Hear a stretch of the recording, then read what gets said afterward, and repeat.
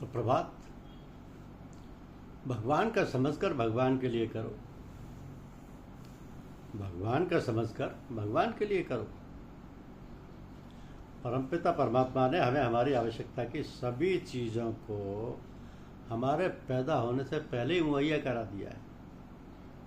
इतनी उसकी दया कृपा है। हो क्यों ना ऐसा, क्योंकि वो परमपिता है।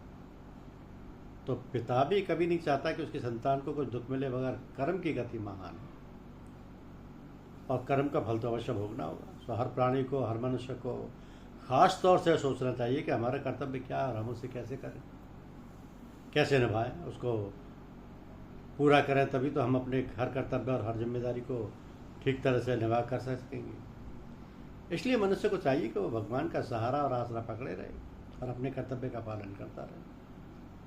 उसका सबसे अच्छा तरीका ये है कि हम हर काम को भगवान का समझकर भगवान के लिए करें। ऐसा करने से उस काम की पूरी जिम्मेदारी भगवान की हो जाती है और वो काम सुचारू रूप से जैसा उचित होता है पूरा हो जाता है और हमें ज़्यादा परिश्रम व सोच विचार नहीं करना पड़ता। हमारी प्रार्थना ऐसी होनी चाहिए कि हे भगवान, हे परमपिता परमेश्वर, हमारी रक्षा करें, हमें बुद्धि दो, बल दो, ताकि हम अपने कर्तव्य का ठीक प्रकार से पालन कर सकें। ये जीवन उसकी दया है, उसी को सौंप दो।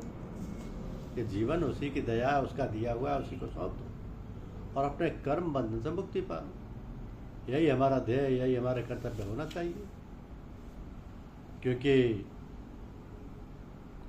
मनुष्य तो एक बुद्धिमान प्राणी है, उसके अंदर विवेक है, बुद्धि है और इसलिए हम अपनी प्रत्येक गतिविधि को भली प्रकार देखकर सही और आवश्यकता के अनुसार बदल कर धीमी या तीव्र गति दे सकते हैं। हमें यह नहीं सोचना चाहिए कि यार इतनी क्या जल्दी है, ये काम हम कर लेंगे।